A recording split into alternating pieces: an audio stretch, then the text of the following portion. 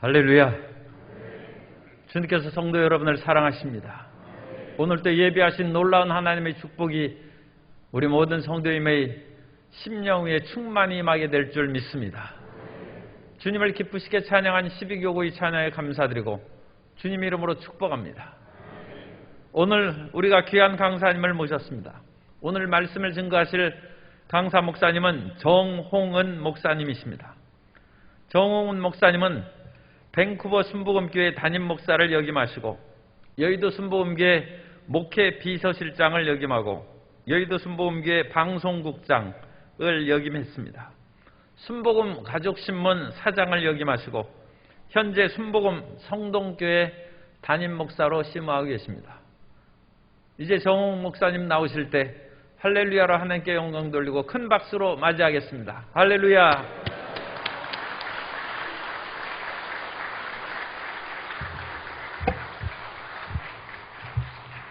잠시 기도하겠습니다. 하나님의 은혜를 감사합니다.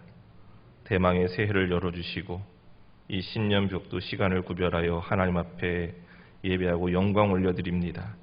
존귀와 영광 주님 받으시옵시고 하나님의 권세와 능력의 손으로 귀한 성도들을 붙잡아 주셔서 올 한 해에도 주의 은혜로 승리하며 나아가게 하여 주시옵소서. 우리 주변은 악하고 더러운 원수마귀가 우는 사자같이 우리를 삼키려 합니다. 그러나 주님이 우리와 함께 하시면 우리는 반드시 승리하게 될 줄 믿습니다. 시간을 구별하고 몸과 마음을 구별하여 오늘 예배하는 모든 성도들을 주의 이름으로 축복합니다. 오늘 예배 가운데 하나님의 놀라운 기적이 나타나게 하여 주옵소서. 병마가 소리치며 떠나가게 하여 주옵시고 문제의 사슬이 끌어지고 응답이 임하게 하여 주옵시고 눌린 심령 자유하게 하여 주시고 기쁨이 없는 심령들을 회복하여 기쁨과 감사와 찬양이 넘쳐나게 하여 주시옵소서. 부족한 종 감히 이 단에 섰습니다. 성령의 능력을 더하여 주셔서 하나님 주시는 말씀만 대언하며 나아가게 하여 주옵소서. 감사드리며 예수님의 이름으로 기도드리옵나이다. 아멘. 반갑습니다. 이 자리에 서니까 참 떨립니다. 우리 한 목사님은 제 스승이기도 하시고 선배이시기도 하시고 원래는 지난해에 오기로 되어 있었었는데 지난해에는 코로나가 너무 극심해서 성회를 가질 수가 없어서 끝났다 생각했는데 목사님이 올해 또 작년 것 연장되니까 와서 설교하고 가시오 해서 군말 없이 왔습니다. 오늘 이 귀한 자리에 서니까 큰 기쁨이요 감격입니다. 우리 한상임 목사님께서는 제가 심호하고 있는 우리 순복음 성동교회의 큰 은인이십니다.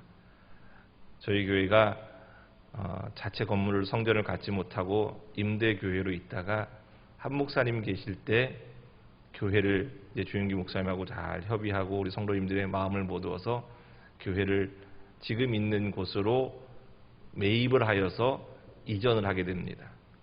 그리고 이전하시면서 목사님이 정말 고생을 많이 하셨답니다. 많이 눈물 흘리시고 많이 땀을 흘리시고 그리고 성전 이전해놓고 목회를 좀 하시려고 할 때 인사발령이 나서 다른 데로 가버리셨어요. 그러니까 목사님 저희 교회에다 땀만 잔뜩 쏟아놓으시고 가셨습니다. 그리고 그 땀의 결과를 우리가 지금 누리고 있는데 그때 우리 한 목사님의 사랑이 너무 감사해서 제가 오늘 광주 순복음교회에 설교하러 온다니까 저희 교회 장로님 13분이 저와 함께 오셨습니다. 우리 장로님도 한번 그 자리에 한번 일어나실까요? 잠깐 일어나셔서 우리 성도들께 인사하겠습니다. 예, 저희 교회 성도들 대표해서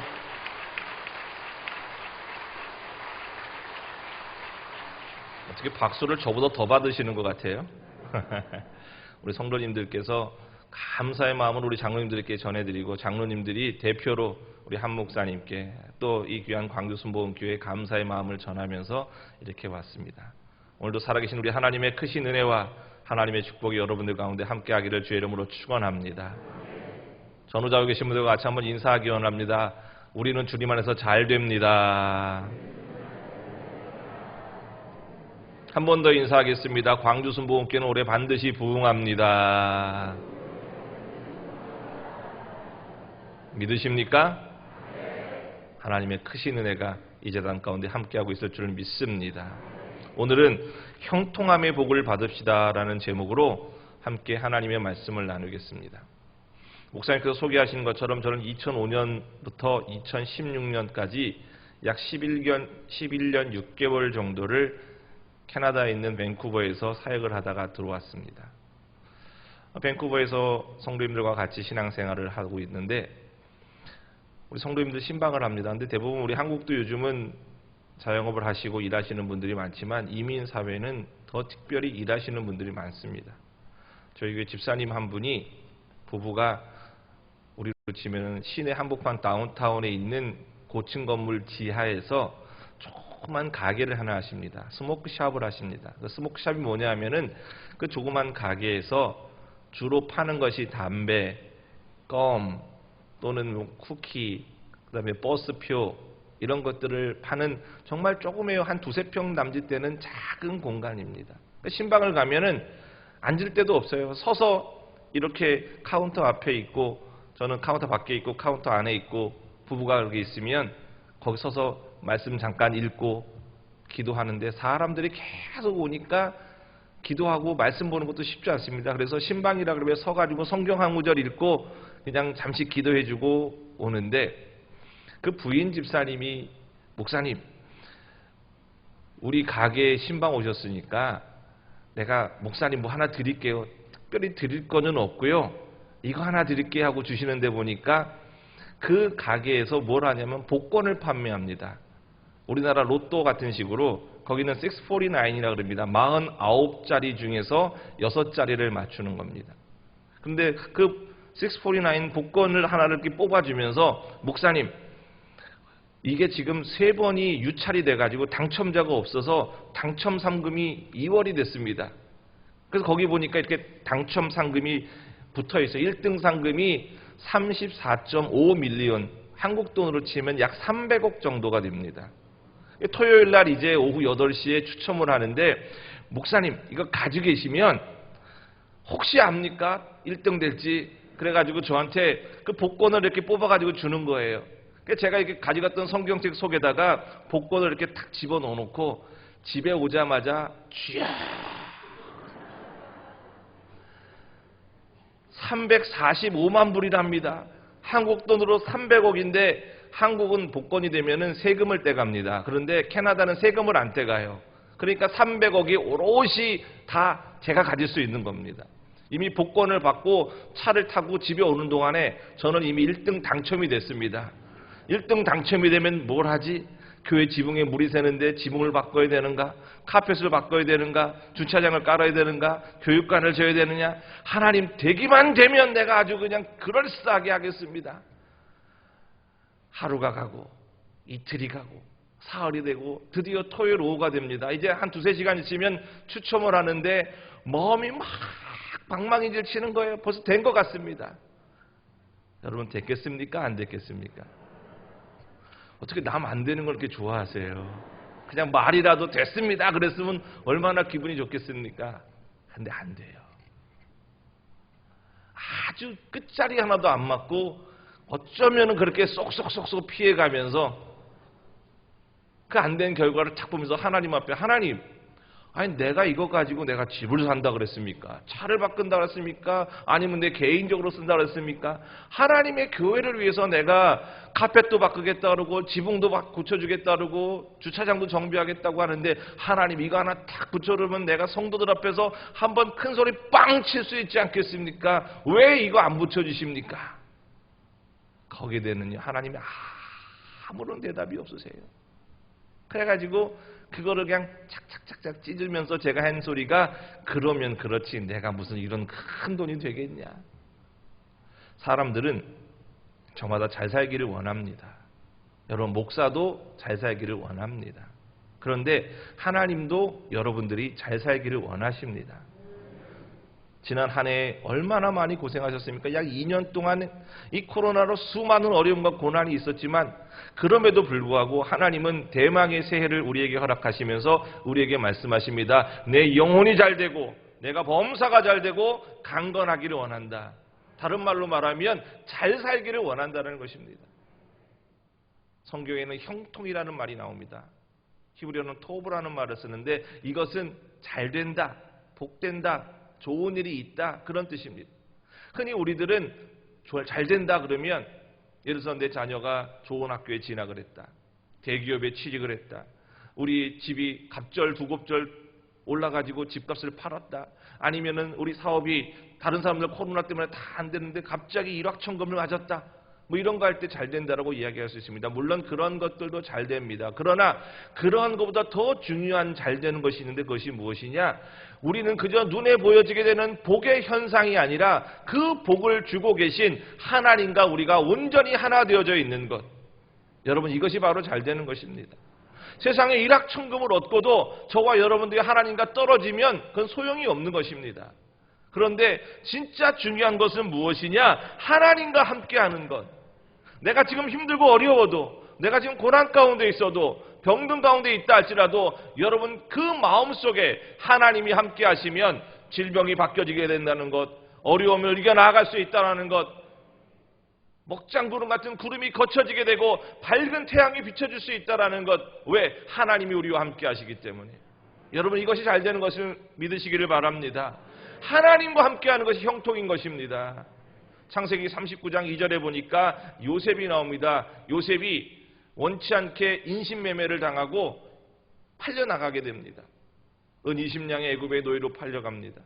보디발의 집에 노예로 떨어졌는데 성경은 뭐라 말씀하셨느냐? 보디발의 집에 있는 요셉을 향하여 하나님께서 요셉과 함께함으로 말미암아 형통한 자가 되었다 그랬습니다. 보디발의 집에 10년 머슴 생활하다가 조금 삶이 나아질 것 같을 그 순간에 보디발의 아내의 유혹을 거절했다가 누명을 뒤집어 쓰고 성추행범으로 감옥에 떨어지게 됩니다. 그런데 성경은 동일하게 말하고 있습니다. 야훼 하나님께서 요셉과 함께하사 그를 형통한 자가 되게 하셨다는 것입니다. 여러분, 노예 생활하는 사람이 어떻게 형통할 수 있습니까? 누명을 쓰고 죄수가 되어 감옥에 떨어진 사람이 어떻게 형통할 수 있습니까? 그런데 놀라운 것은 하나님은 요셉을 형통한 자라고 말씀합니다. 그 이유는 다른 것이 아닙니다. 하나님께서 요셉과 함께하기 때문에 요셉은 형통한 사람이 될 수 있었습니다. 그리고 하나님이 함께 하심으로 말미암아 노예도 청산할 수 있었고 성추행범의 우명도 벗어버릴 수 있었고 애굽의 국무총리가 되어서 궁극적으로 잘 되어지게 되는 것입니다. 사람의 행위가 노력이 아니라 하나님이 요셉과 함께함으로 이러한 형통함의 복이 임하였던 것처럼 오늘 예배하시는 모든 성도 여러분들의 마음속에 하나님이 함께하시고 여러분들이 하나님과 함께하게 될 때 요셉과 같은 형통함의 복이 여러분들의 가정과 여러분의 가족과 여러분의 생업 가운데 함께하게 된다는 것을 분명히 믿으시기를 주의 이름으로 축원합니다. 오늘 요한복음 15장이 그 말씀인 것입니다. 요한복음 14장에서부터 16장까지는 우리는 다락방 강화라고 이야기를 합니다. 예수님께서 십자가에 달리시기 바로 직전에 제자들에게 하셨던 마지막 설교의 말씀인 것입니다. 그런데 그 설교에 보게 되면은 성령도 받아야 된다. 그리고 여러 가지 말씀을 하시면서 오늘 15장에 보니까 예수님 말씀하십니다. 너희가 형통하게 살 수 있는 길이 있다. 제자들 눈이 반짝반짝합니다. 어떻게 하면 형통할 수 있을까? 그 예수님이 비유로 말씀하십니다. 포도나무가 있고 가지가 있지 않느냐? 나는 포도나무요 너희는 가지다.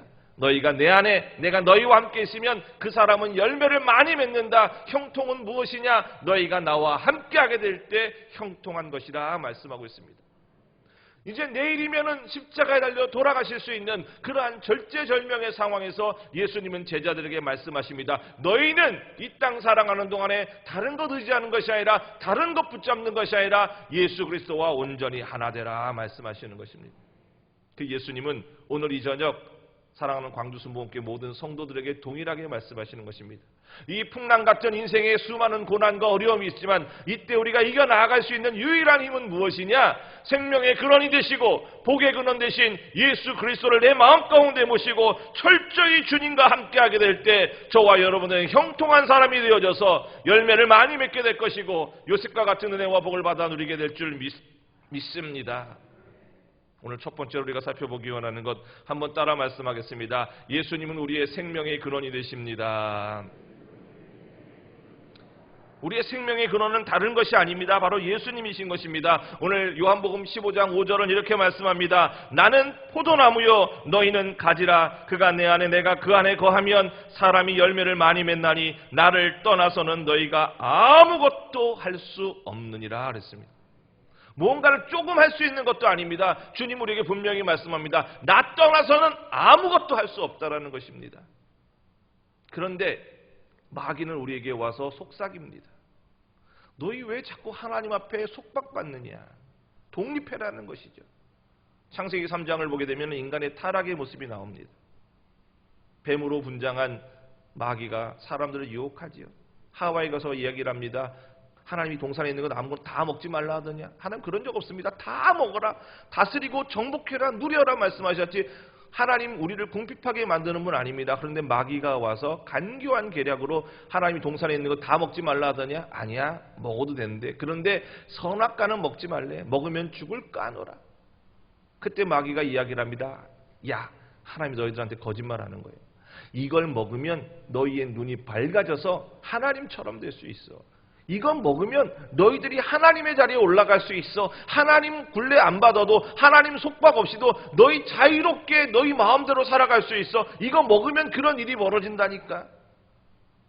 그 말에 솔깃해서 하와가 선악과를 따먹고 또 하나 따가지고 자기 남편에게 갖다 줍니다. 아담도 그걸 먹습니다. 마귀는 우리에게 뭐라 말하느냐? 너희는 하나님 없이도 잘 살아갈 수 있다. 독립해라는 것이죠. 가장 미련하고 어리석은 자가 누구냐? 하나님의 품을 떠나는 자가 가장 어리석은 자들인 것입니다. 그런데 세상은 끊임없이 하나님 없이도 살아갈 수 있다고 생각합니다. 하나님 없이도 내 가정이 잘 되고, 하나님 없이도 내 사업이 잘 되고, 하나님 없이도 내 자녀가 잘 되고, 하나님 없이도 잘 될 수 있다고 생각하는데, 여러분 하나님 없는 인생은 물 없는 사막을 거니는 것과 똑같은 것입니다. 올해 우리는 기억해야 되는 것입니다. 내 생명의 근원은 어디 있느냐? 바로 하나님께 있다라는 것이죠. 여기는 지금 보니까 꽃꽂이가 없습니다. 꽃꽂이라는 것 우리는 해보면 아시지 않습니까? 뿌리가 박혀있는 그 꽃대를 자릅니다. 잘라가지고 수반에다가 꽂아놓고 밑에다가 물을 부어놓습니다. 그러면 처음 꽂아놨을 때는 그 꽃줄기가 이 힘이 있어서 수반에 있는 물을 빨아 올리기 시작합니다. 그런데 불과 2, 3일 지나고 나면은 아무리 거기다 새로운 물을 부어줘도 빨아들이지 못합니다. 그 꽃은 잘리는 순간에, 뿌리와 단절되는 순간에 이미 죽어버린 것입니다. 아무리 빨갛고 파랗고 푸르름이 살아있다 할지라도 뿌리가 잘려있는 그 꽃은 이미 죽은 꽃인 것입니다. 이 세상의 이치가 바로 거기인 것입니다. 생명의 근원은 예수님이신 것입니다. 예수님과 함께하게 될 때 그 생명은 이어지게 되는데, 순간 잘려놓고 나서도 예수님 없이도 푸르름이 있기 때문에 꽃잎파리가 좀 싱싱하니까 사람들은 뭐라 생각하느냐? 우리는 살아있다. 그러나 주님은 그렇게 말하지 않습니다. 주님과 떨어지는 그 순간 이미 우리는 다 끝나버린 것입니다. 그래서 아담 이후로 태어난 인생들은 하나님과 떨어져 있기 때문에 죽음 가운데 태어나서 죽음 가운데 살다가 죽음으로 향해 달려가서 영원히 죽을 수밖에 없는 것입니다. 그 죽음을 해결해 보려고 사람들이 과학도 만들어 봅니다. 생명과학, 요즘 바이오 테크놀로지를 얼마나 많이 개발하고 있습니까? 과학이 우리의 생명을 이어주지만 영원한 생명을 지켜주지 못합니다. 경제를 발전시키고, 교육을 발전시키고, 철학을 발전시키고, 심지어 종교까지 만들어서 우리가 착하게 살면 다음 생에 잘 살 수 있다. 여러분, 이 모든 것들은 다 허구인 것입니다. 성경은 분명히 말씀합니다. 오직 생명은 바로 예수 그리스도이신 것입니다. 이미 그 진리를 깨달은 여러분들은 복 받으신 분들인 줄 믿습니다. 그런데 지금도 이 대한민국에는 여전히 그 진리를 알지 못하는 자가 4,200만 명이나 있어요. 그들은 살았다 하나 죽은 자들인 것입니다. 온 천하를 얻으면 내가 영원할 것처럼 보이지만 하나님은 생명 이름은 모든 것이 끝인 것입니다. 우리의 생명은 어떻게 이어질 수 있느냐? 주님과 함께하게 될 때 그 생명이 이어지게 될 줄 믿습니다. 누가복음 15장을 보십시오. 어떤 집에 아들이 둘이 있는데 둘째 아들이 개망난입니다. 아버지에게 가서 아버지 죽으면 재산 나에게 돌아올 것 있지 않습니까? 형은 형 거, 나는 내 거 미리 주십시오. 얘야 뭐가 그렇게 급하느냐? 시간 지나면 다 네 것이 될 텐데 아버지 그러지 마시고 지금 미리 주십시오. 왜? 나 혼자 살겠습니다. 하도 쫄래고 밥도 안 먹고 땡깡질을 하니까 아버지가 재산을 정리해서 둘째 아들에게 줍니다. 호주머니에다 그 돈을 빵빵하게 집어넣고 자루에다가 동전을 다 집어넣고 타국으로 떠납니다. 돈이 있으니까 자기 영원할 것이라 생각했습니다. 여러분, 그 돈이 나의 영원한 것을 지켜주지 못합니다. 가지고 있는 거 다 낭비하고 끝나버리니까 그렇게 앞에서 박수치고 좋다고 하던 사람들도 다 떠나가 버립니다. 먹고 살 게 없으니까 가장 천한 돼지 농장 가서 돼지를 키우면서 돼지의 주염 열매, 우리 꼭 콩깍지가 생겼는데 새까맣게 생긴 거 있습니다. 그걸 먹으려고 해도 제대로 먹지 못하고 배고파하고 있는 그때 무엇을 생각하느냐? 내가 아버지 집에 있었더라면, 아버지의 집은 품꾼도 머슴도 나보다는 더 잘 먹고 사는데 내 이 꼴이 무엇이냐. 그리고 다시 아버지께로 돌아옵니다. 아버지와 연결하겠다는 것입니다. 집 나가본 다음에, 독립해본 다음에 비로소 깨닫는 것입니다. 진짜 생명은 어디 있느냐? 아버지께 있다는 것입니다. 여러분, 저와 여러분들도 마찬가지입니다. 저와 여러분들의 진정한 생명은 어디 있느냐? 바로 예수님인 것입니다. 예수님은 있어도 그만, 없어도 그만이 아닌 것입니다. 우리들에게는 반드시 필요한 것입니다. 예수님만이 우리의 생명의 열쇠인 것을 믿으시기를 바랍니다. 예수님이 우리의 행복의 열쇠인 것을 믿으시기 바랍니다. 예수님이 우리의 축복의 근원이신 것입니다. 저와 여러분들의 승리는 어디서 오느냐? 예수님과 함께하는 것입니다. 그 예수님이 5절에 너희가 내 안에 있고 내가 너희 안에 있으면 이 사람은 과실을 많이 맺는다 그랬습니다. 누가복음 12장에 보니까 어떤 농부가 농사를 지었어요. 크게 농사를 지어서 수확이 많아지는데 자기 집 창고가 조그만합니다. 그 창고를 종들을 시켜서 빨리 허물고 큰 창고를 지어라. 그리고 그 큰 창고에다가 자기가 수확해 놓은 것을 다 집어넣은 다음에 이 농부가 그렇게 외칩니다. 내 영혼아, 여러 해 쓸 것을 준비했으니까 먹고 마시고 즐기자. 이것이 나를 지켜준다. 큰 소리를 치고 있습니다. 그런데 그날 저녁에 하나님께서 그 사람에게 나타나서 말씀하십니다. 이 어리석은 사람아, 오늘 이 저녁에 내 것을 도로 내가 찾아가리니. 즉 그 사람이 가지고 있는 생명은 하나님이 주신 것인데 하나님이 그 생명을 가져가 버리면 네가 가지고 있는 저 곡식알갱이, 더 돈자루, 명예, 권력, 이것이 무엇이 너에게 소용이 있겠느냐? 아무 소용이 없다는 것이죠. 여러분, 저와 여러분 인생이 가장 소중한 것은 바로 생명의 근원 되신 예수님이신 것입니다. 철저히 예수님 의지하고 살아가기를 주의 이름으로 축원합니다. 솔로몬 왕을 보십시오. 이스라엘의 3대 왕입니다. 사울과 다윗의 뒤를 이어서 솔로몬이 왕이 되었을 때 솔로몬이 얼마나 나라가 단단하고 부강했든지 엄청나게 많은 조공을 받고 엄청나게 많은 음식을 차려서 매일 밥을 먹고, 심지어 솔로몬이 처첩이 1000명이나 됐답니다. 아내가 1000명이나 됐어요. 한 명하고 사는 것도 참 힘든데 이 솔로몬은 참 대단해요. 1000명 아내를 데리고 살아가요. 그러니 그 안에 우상 숭배하는 여인도 있고 이방 여인도 있고, 남편 꼬드겨가지고 우상에게 절하게 만드니까 솔로몬이 말년에 우상에게 절하기도 하고, 그렇게 누릴 것 안 누릴 것 다 누려봤던 솔로몬이 그의 인생 마지막이 다가오면서 깨달은 것이 하나 있었습니다. 세상에 있는 모든 것들이 다 헛되고 헛되다라는 것입니다. 그래서 전도서 1장 2절에 보니까 전도자가 이르되 헛되고 헛되며 헛되고 헛되니 모든 것이 헛되도다. 해 아래서 수고하는 모든 수고가 사람에게 무엇이 유익하냐. 결국 세상적인 것은 다 헛된 것이고, 비로소 그 인생 죽기 전에 다시 한번 깨닫습니다. 모든 것 중에 가장 소중한 것은 하나님. 하나님이 내 인생에 가장 소중한 것이다.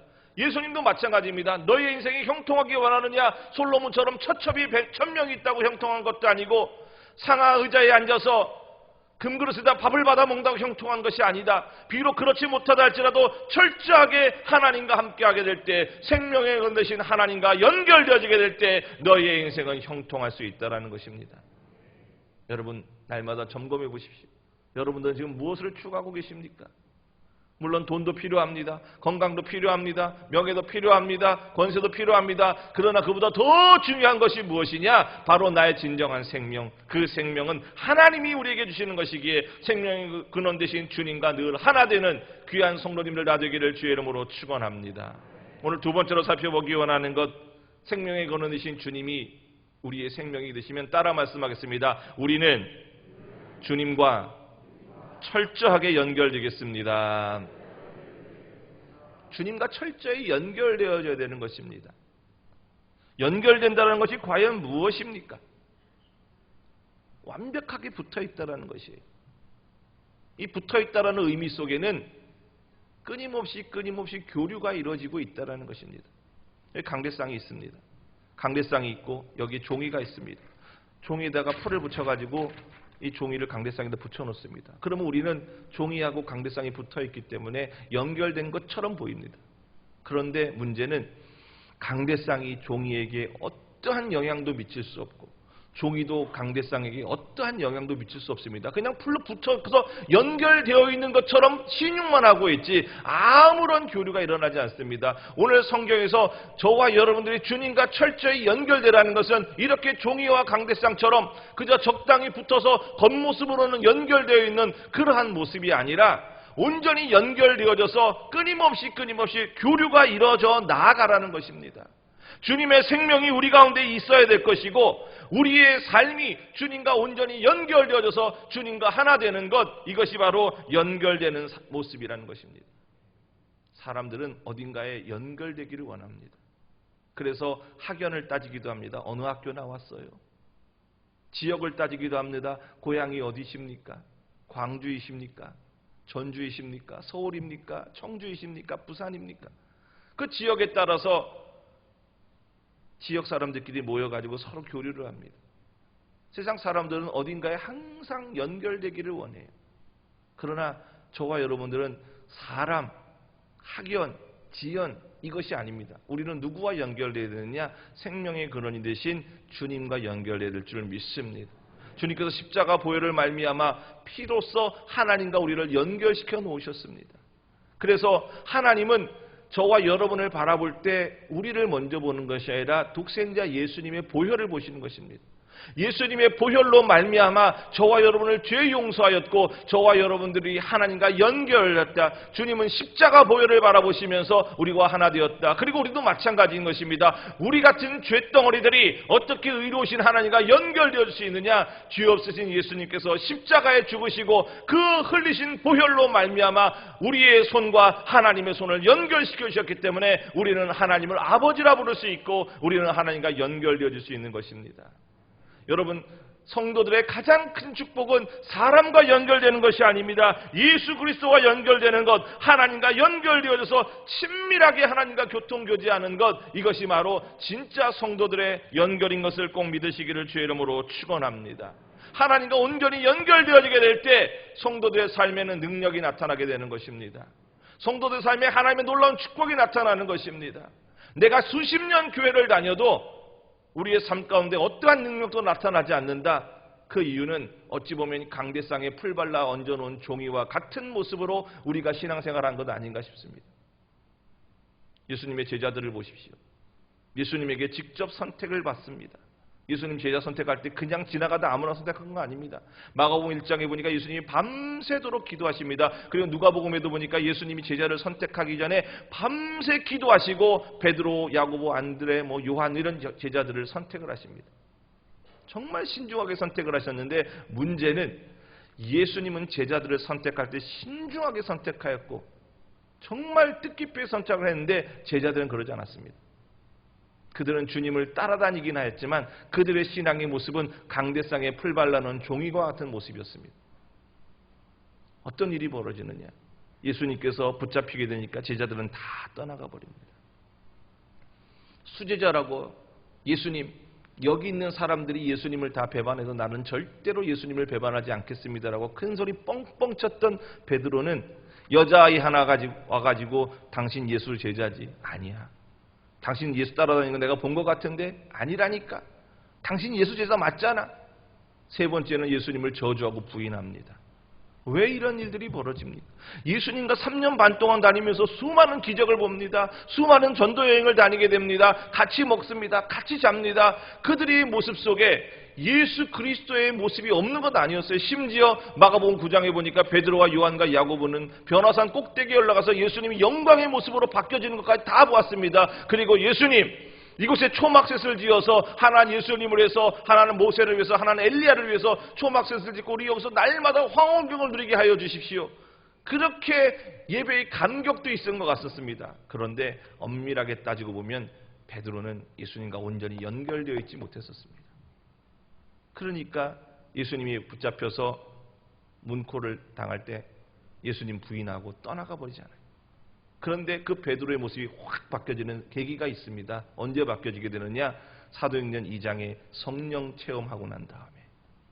성령 받기 이전에는 겁쟁이였고 자기 생명 얻기 위해서 좋을 때는 예수님과 연결되어 있다가 조금 어려우면 예수님 배반하고 떠나버렸지만, 베드로뿐만 아니라 다른 제자들도 다 그랬지만 그 제자들이 다시 모여서 성령 받고 성령으로 말미암아 하나님과 온전히 하나 되어지게 되고 예수님과 철저히 연결되어지게 되니까, 그때부터는 그들의 목에 칼이 들어오더라도, 십자가에 거꾸로 매달려 죽는 한이 있더라도 주님을 배반하지 아니하고 주님과 단절되지 아니하고 영원토록 주님과 연결되는 것을 보게 됩니다.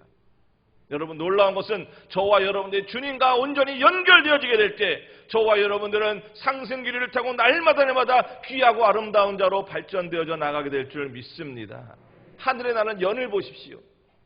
연이 자기 혼자서 헐헐 하늘을 나를 것 같은데 자세히 보게 되면은 그 연에게는 연줄이 있습니다. 그 연줄이 쭉 따라가지고 이 밑에 얼레에 줄이 매달려 있어요. 저 줄이 없으면 나는 더 높이 날아갈 것 같은데, 여러분 만일 그 얼레에서 줄을 딱 잘라 보십시오. 그러면 연이 하늘 높이 무한정 올라갈 것 같은데 그 연은 얼마 있지 않아서 땅바닥으로 곤두박질 칠 수밖에 없습니다. 연이 높이 올라갈 수 있는 것은 연줄이 연을 붙잡아 놓고 그 연줄을 통하면서 바람을 받고 있으니까 그 연이 바람을 이용해서 하늘로 계속 올라가는 것입니다. 연줄은 연을 귀찮게 하는 것이 아니라 연을 더 높이 올려 나아가게 하는 그러한 작용을 하는 것처럼 저와 여러분 인생이 마찬가지인 것입니다. 우리들이 잘되기 원하고 우리들이 형통하기 원하고 우리들이 복받기 원한다라면 연이 연줄에 연결되어 있는 것처럼 저와 여러분들이 성령으로 더불어 예수님과 온전히 연결되어지기 때문에 그 예수 그리스도로 말미암아 저와 여러분들은 위로 올라가면서 하나님의 주시는 은혜와 복을 받아 누리게 될 줄 믿습니다. 그렇기 때문에 저와 여러분 성령 충만해야 되는 것입니다. 예수님께서 십자가에 달리시고 올라가면서 뭐라 말씀하십니까? 내가 아버지께로 가는 것이 너에게 유익이라. 내가 아버지께 가면 아버지께 일러서 다시 너희 위해서 보혜사 성령을 보내줄 것이다. 성령이 영원토록 너희와 함께 할 것이라. 제자들은 처음에 믿지 못했습니다. 그러나 오순절날 그들이 모여서 기도하는 순간에 성령이 임하여지게 되니까 그들의 마음속에 주님의 말씀이 생각나기 시작하는 것입니다. 그리고 성령으로 더불어 주님과 연결되어지게 되다 보니까 그들은 담대히 성전 미문에서 앉은 뱅이를 향하여 외칠 수 있으며 귀신 들린 자를 향하여 외칠 수 있으며 산헤드린 공의 앞에서도 주님을 부인하지 아니하고 내 목에 칼이 들어온다 할지라도 나는 주님을 거역하지 않겠다. 궁극적으로 형통한 삶을 살았던 것을 보게 됩니다. 여러분, 저와 여러분 마찬가지입니다. 저와 여러분의 인생이 형통하기 원하고 복받기 원한다면 주님과 연결되기를 주의 이름으로 축원합니다. 철저하게 주님과 연결되고 그렇게 되기 위해서는 철저하게 성령 받으시고 늘 성령의 인도하신 가운데 살아가는 귀한 성도님들 다 되기를 주의 이름으로 축원합니다. 어떻게 주님과 연결될 수 있느냐? 결국 기도하는 것입니다. 여러분, 기도는 무엇입니까? 기도는 하나님과의 대화이고 하나님의 도움을 구하는 것입니다. 누가 기도하느냐? 내가 연약하고 부족한 것을 깨닫는 자들이 기도하는 것입니다. 진짜 기도하는 사람들은 범사에 기도하는 자들인 것입니다. 어느 날은 연결되었다가 어느 날은 연결 안 됐다. 그런 나무와 가지 사이는 없습니다. 한번 붙어 있으면 끊임없이 연결되어 있어야죠. 저와 여러분들이 예수 한번 믿었으면 여러분 중도에 포기하지 마십시오. 중간에 예수 저버리고 떠내려가는 코로나 세파 가운데서 떠내려가는 그러한 자들이 되지 마시고 어떠한 상황 속에서도 주님을 철저히 믿고 주님 의지하고 주님과 온전히 연결되어질 수 있는 그러한 신앙인들 다 되기를 주의 이름으로 축원합니다. 그런 사람들의 특징은 기도하는 것입니다. 성경은 범사에 감사하고 쉬지 말고 기도하라고 그랬습니다. 길을 걸어갈 때도 기도하시기를 바랍니다. 새벽 시간을 정해놓고 기도하시고 무시로 기도하시고. 왜? 기도는 하나님과 연결되는 것입니다. 앞에서 말씀드린 것처럼 누가 기도하는 자인가? 자기의 부족함을 깨닫는 자가 기도하는 것입니다. 저와 여러분들은 늘 연약합니다. 선줄로 알고는 넘어질까 조심하라고 그랬어요. 우리 인간들이 얼마나 연약합니까? 눈에 보이지 않는 작은 바이러스 하나 때문에도 보들보들 떨고 있는 것, 이것이 우리 인간의 모습이에요. 하나님의 도움이 아니고서는, 하나님의 은혜가 아니고서는 저와 여러분은 단 하루도 살아갈 수 없습니다. 주님과 연결되어 있는 자들은 기도하는 자들인 것입니다. 근데 어떤 분들은, 우리 광주순복음교회 성도님들은 쉬지 않고 기도하지만 어떤 분들은 기도를요 우왕청심환처럼 해요. 우왕청심환이 뭡니까? 몸이 갑자기 아파지고 심장이 벌렁벌렁 뛰면 가다 탁 먹으면은 심장이 좀 안정되어지게 되고 숨도 나아지니까 위급할 때만 잠깐 기도하고 그거 끝나고 나면 또 기도 잊어버리고 그런 자들이 너무나 많이 있습니다. 오늘 말씀 듣는 저와 여러분들은 그런 식의 인생을 살아가면 안 되는 것입니다. 내가 건강할 때도 주님 앞에 기도하시기를 바랍니다. 내가 병들 때도 기도하시기를 바랍니다. 내가 부할 때도 기도하시기를 바랍니다. 내가 힘들고 어려울 때도 기도하시기를 바랍니다. 우리 예수님은 항상 기도하시면서 저와 여러분들에게 기도하라. 주님과 연결되어 있는 자들은 기도하는 자들이다. 주님이 기도하는 그 자들에게 하나님의 큰 사랑과 하나님의 은혜와 하나님의 축복을 부어주실 줄 믿습니다. 약한 그때가 오히려 강할 수 있습니다. 왜? 우리는 기도하기 때문에 그 기도를 통하여 하나님의 말씀이 임하여지게 되고 하나님의 은혜가 임하여지게 되는 것입니다. 가지는 자기 자랑할 것 아무것도 없습니다. 가지는 가장 큰 자랑은 내가 나무에 붙어 있다는 것밖에 없습니다. 왜? 나무에서 떨어진 가지는 버려서 불에 타버릴 수밖에 없기 때문에 그 쓸모없는 인생 되지 않으려면 나무에 철썩철썩 붙어 있어야 되는 것입니다. 그 나무에 붙어 있기 위해서 저와 여러분들은 철저하게 기도하고 하나님의 손을 붙들고 하나님의 도움을 구하며 살아가는 귀한 성도님들 다 되어져야 될 줄 믿습니다. 여러분의 손에 무엇이 있습니까? 여러분의 손에 주님의 손이 있기를 주의 이름으로 축원합니다. 축복의 근원이시고 형통의 근원이신 주님이 여러분들과 함께하게 될 때 저와 여러분들은 반드시 승리하게 될 줄 믿습니다. 제 캐나다에 있을 때 어떤 성도님, 조그만 가게를 하시는 성도님은요, 하루 영업이 끝나고 나면 대부분, 우리 하나도 대부분 다 신용카드로 결제하지만 현찰로 결제하는 사람들은 거의 없습니다. 근데 미국이나 캐나다도 마찬가지예요. 근데 하루를 살아보다 보면 꼭 현찰로 계산하시는 분들이 좀 있습니다. 그러면 집에 돌아와서 그 현찰을 검정 봉다리에다가 집어넣어서 날짜를 썼습니다. 2022년 1월 10일 해가지고 그 검정 봉다리에 해갖고 책상 속에다 집어넣습니다. 책상 서랍 열어보면요, 검정 봉다리에 어떤 날은 100불, 어떤 날은 80불, 어떤 날은 200불. 왜? 이 각박한 인생, 나 도와줄 수 있는 건 아무것도 없고 내가 힘들고 어려울 때 저 검은 봉다리에 쌓여있는 현찰이 나를 도와줄 수 있다. 교회를 다니면서도 그의 인생 가운데는 항상 검은 봉다리밖에 없는 거예요. 그 검정 봉다리에 들어있는 몇십 불, 몇백 불, 그것이 나를 지켜줄 것이라. 여러분, 저와 여러분들의 인생 가운데 검정 봉다리 속에 담겨있는 돈 몇 푼이 우리를 도와주는 것 아닙니다. 그건 하나님이 한번 후 불어버리면 끝나버리는 거예요. 저와 여러분의 인생의 진짜 축복은 주님이 우리와 함께하게 될 때 이루어지게 될 줄 믿습니다. 저하고 한 동갑짜리 사촌이 있어요. 저보다 열흘 먼저 태어난 친구인데 하루는 코가 쏙 빠져서 왔어요. 왜? 그랬더니 자기가 사업한다고 이것저것 끌어서 180억을 땡겼습니다. 그런데 일순간에 부도를 맞아가지고 180억 빚이 졌어요. 자기 집 다 털어서 집어넣어도 안 막힙니다. 저 이모 집도 잡아가지고 집어넣는데도 안 막혀요. 또 하나 넣었던 거 해도 안 막힙니다. 결국 나락으로 떨어집니다. 그래서 제가 얘기했어요. 예수 믿어야 될 거 아니냐. 30년을 예수를 믿으라고 전도를 해도요, 그쪽 때 지금도 교회를 안 다닙니다.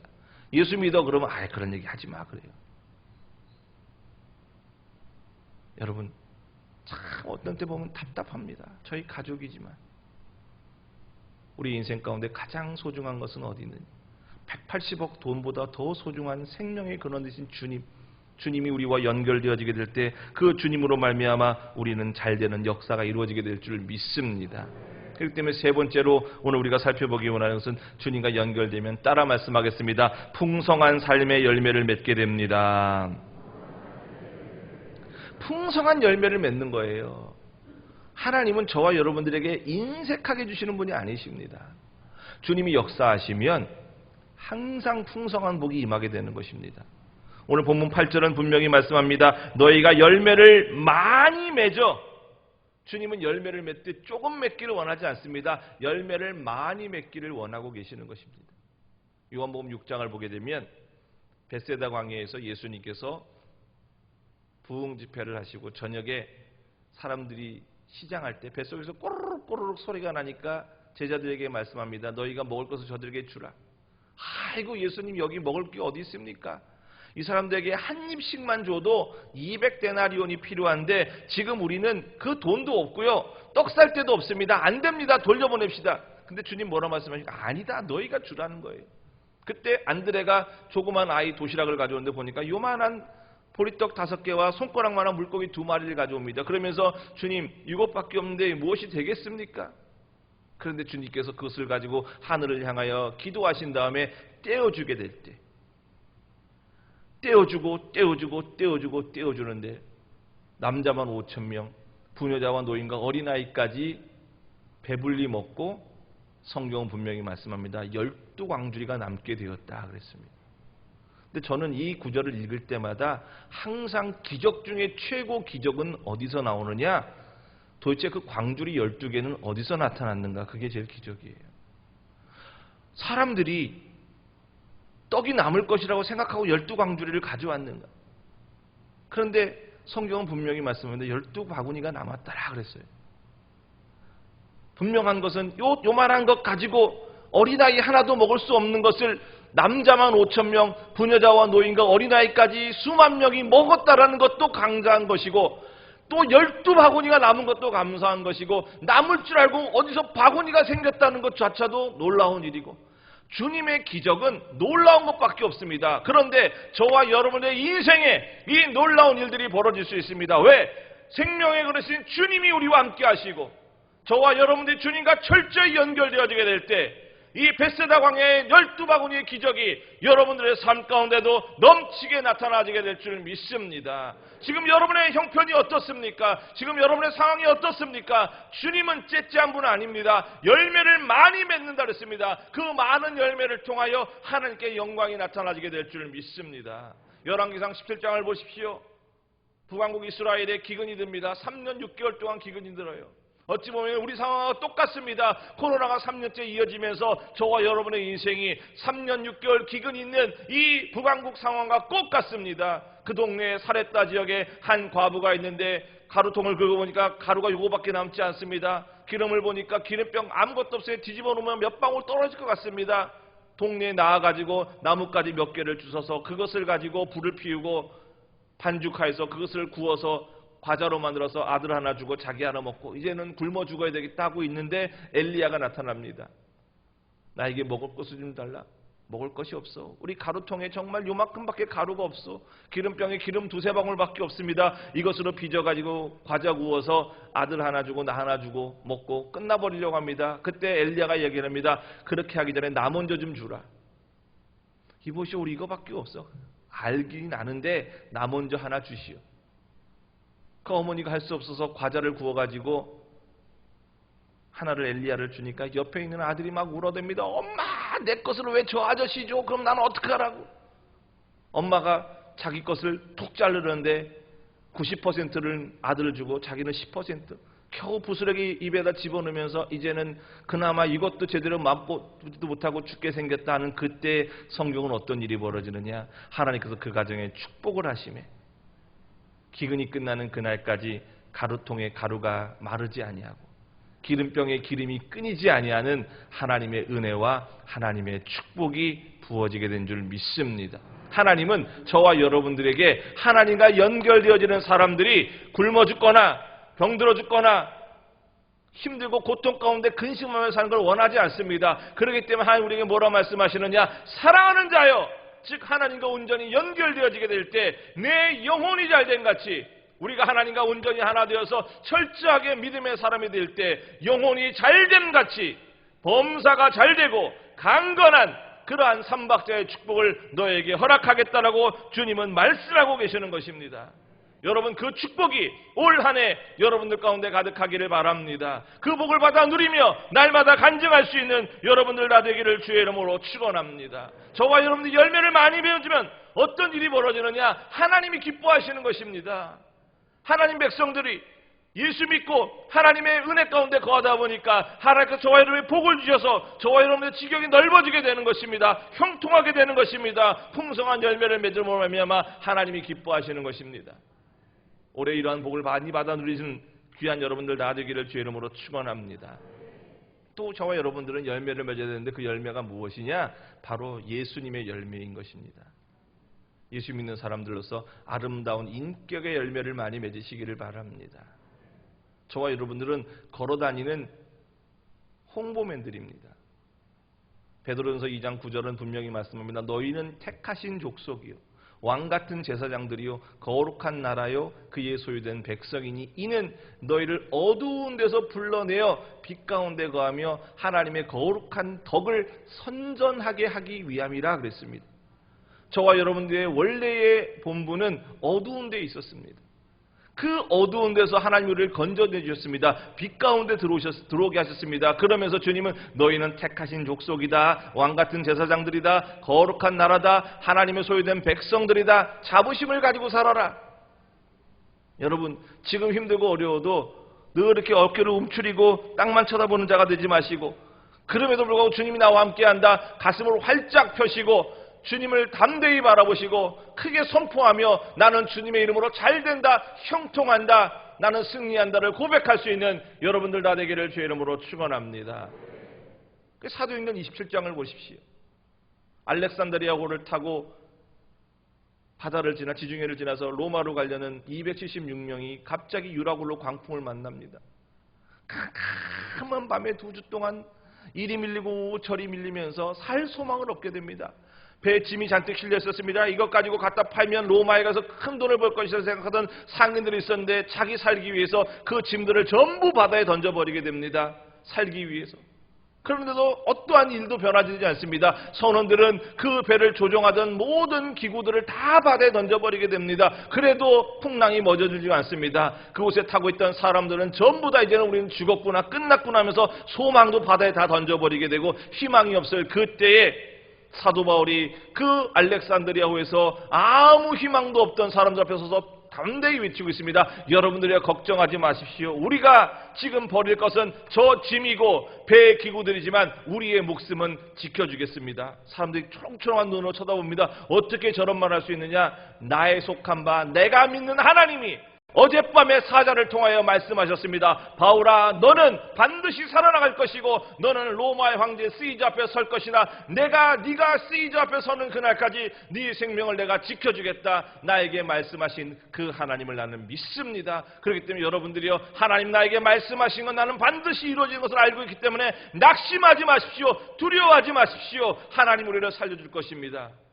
세상 사람들은 믿지 못했습니다. 그러나 바울은 확신이 있었어요. 왜? 내가 믿는 하나님, 나에게 좋은 것을 주시고 풍성한 열매를 주시기 원하시는 그 하나님, 시건하지 아니하시는 하나님이시기 때문에 그 하나님 역사하시면 반드시 나는 이루어진다는 믿음이 있었기 때문에 그 바울은 하나님을 선포하였고 바울의 말처럼 비록 짐은 바다에 빠지고 배를 움직이는 기구는 바다에 던졌지만 그곳에 있는 모든 사람들 한 사람도 헤엄없이 276명 다 살아나게 되고 그들 다 로마로 갈 수 있는 은혜가 있었습니다. 하나님의 역사는 이와 같은 것입니다.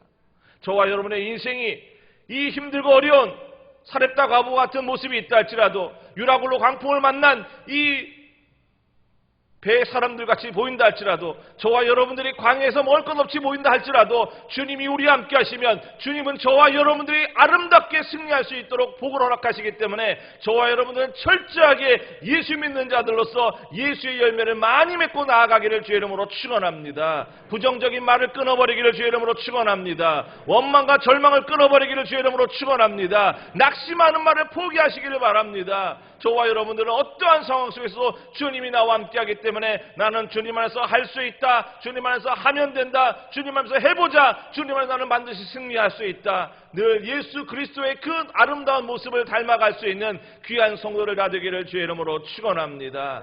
주님이 우리와 함께 하시면 주님의 인격을 닮아가는 것입니다. 주님의 인격이 무엇입니까? 갈라디아 5장 22절 말씀합니까? 성령의 열매는 사랑과 희락과 화평과 오래 참음과 자비와 양선과 충성과 온유와 절제니 이러한 것을 금할 법이 없다 그랬습니다. 저와 여러분들이 주님과 온전히 하나 되어지게 될 때 저와 여러분들은 주님의 인격을 담고 주님의 성품을 닮아가는 그러한 성도들로 발전되어져 나가게 될 줄 믿습니다. 열매 많이 맺으셔야 돼요. 또 어떤 열매를 맺을 수 있느냐? 전도의 열매를 많이 맺으시기를 주의 이름으로 축원합니다. 열매 많이 맺으셔야 돼요. 복음을 전하는 일에 최선을 다하는 그러한 하나님의 백성들 되기를 바랍니다. 이 광주순복음교회에 속하 있는 모든 성도들이 때를 얻든지 못 얻든지 복음을 전하는 일에 최선을 다하시기를 바랍니다. 왜? 우리가 믿는 예수님은 가짜가 아니기 때문에 그래요. 저와 여러분들이 믿는 하나님은 못하는 것이 있는 하나님이 아니십니다.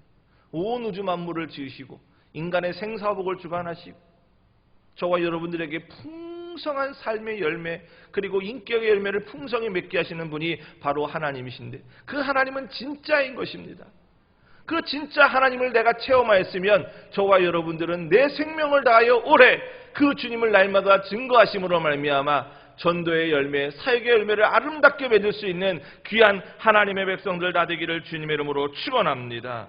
요한복음 15장 16절은 이렇게 말씀합니다. 너희가 나를 택한 것이 아니요 내가 너희를 택하여 세웠나니 이는 너희로 가서 과실을 맺게 하고 또 너희 과실이 항상 있게 하여 내 이름으로 아버지께 무엇을 구하든지 다 받게 하려 함이라. 주님은 저와 여러분들에게 항상 열매를 많이 맺으라는데 그 열매 중에 사역의 열매가 무엇이냐? 디모데후서 4장 1절로 2절은 이렇게 말씀합니다. 하나님 앞과 산자와 죽은 자를 심판하실 그리스도 예수 앞에서 그의 나타나실 것과 그의 나라를 두고 엄히 명하노니 너희는 말씀을 전파하라. 때를 얻든지 못 얻든지 항상 힘쓰라 말씀합니다. 주님은 저와 여러분들을 구원해 놓으셨고 저와 여러분들에게 하나님 풍성한 열매를 주시면서 이 사역의 열매를 날마다 맺으라 말씀하십니다. 올해 이러한 열매가 여러분의 삶 가운데 충만히 거하기를 주의 이름으로 축원합니다. 열매를 많이 맺고 주님과 온전히 연결되어 있는 그 가지는 하나님이 보호하여 주시는 것입니다. 오늘 요한복음 15장 2절에 보니까 이런 말씀이 있습니다. 과실을 맺는 가지는 더 과실을 맺게 하기 위해서 주님이 깨끗하게 하시느니라. 주님이 철저하게 보호하여 주시는 것입니다. 여러분 한 분 한 분을 주님이 책임지시고 여러분이 지켜주시고 여러분을 보호하고 계시는 것입니다. 왜? 열매 많이 맺으라고. 열매를 많이 맺는 가지는 더 많이 맺도록 돌보아 주는 것입니다. 벌레가 오면은 약을 뿌려서 벌레를 내쫓아 버리고 가물어지게 된 물을 줘서 풍성함을 더하게 되고 비료를 더 주고 영양분을 공급하여서 열매를 많이 맺도록 도와주지 않습니까? 오늘 광주순복음교회 모든 성도들이 올 한 해 열매를 풍성히 맺음으로 말미암아 하나님께 인정받고 칭찬받고 하나님으로부터 형통함의 복을 받아 누릴 수 있는 귀한 성도님들 다 되기를 주님의 이름으로 축원합니다. 올 한 해 우리의 삶 가운데 어떤 일이 벌어질지 우리는 알지 못합니다. 그러나 분명한 것 하나는 생명의 그러신 주님이 나와 함께 하시고 내가 주님과 연결되어지게 되면 저와 여러분은 주님 안에서 반드시 승리하고 반드시 좋은 열매를 맺는 귀한 믿음의 백성들로 성장 발전해 나가게 될 줄 믿습니다. 그 주님으로 말미암아 올해도 귀하게 살아가시고 올 연말 이 교회에 하나님 베푸시는 형통함의 봄으로 말미암아 간증과 은혜가 충만할 수 있는 귀하신 성도님들 다 되시기를 주님의 이름으로 축원드리겠습니다.